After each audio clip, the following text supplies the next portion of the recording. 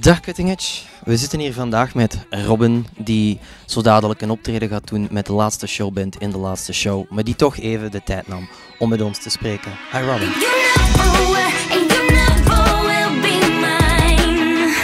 Hello. Today you will be playing a television show. Is that a big difference from doing a concert hall show? Yeah, of course. It's a big difference. It's dead, you know. You don't really think about it, you know. It's a camera. It's like recording a video, or, you know, it's not really a live performance. Mostly because today I don't have my band with me. I'm doing a show with the house band of the TV show.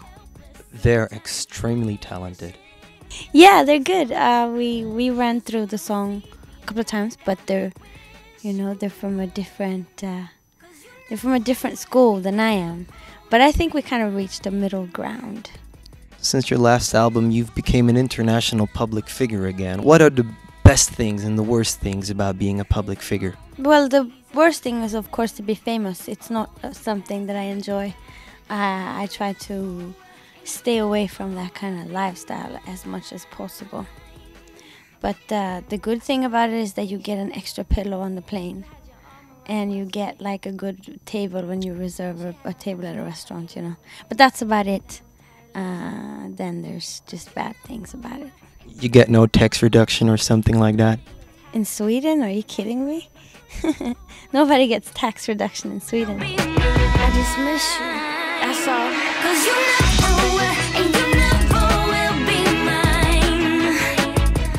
Tokyo Hotel played in Brussels yesterday, and there were kids standing outside 2 days before the show to get a first row place. And among those kids there were a lot of lookalikes. Do you see that at Robyn shows?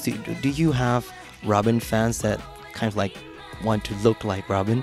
I don't think that they want to look exactly like me, but they cut their hair like me. Yeah, I've seen a lot of my haircuts in the audience. And when you grew up, which poster hung up above your bed? I had a huge poster of Layla K in my bedroom when I was a kid. And I had posters of Nene Cherry and Michael Jackson. Yeah, Madonna, of course. Prince. 80s stuff. I grew up in the 80s, yeah. So a lot of the music I grew up with is from that time, but also from the 90s. Apart from the music that you took from that era, what is the best thing that came forth from the 80s or the 90s? There's an obsession with like the 80s aesthetics now that is kind of silly.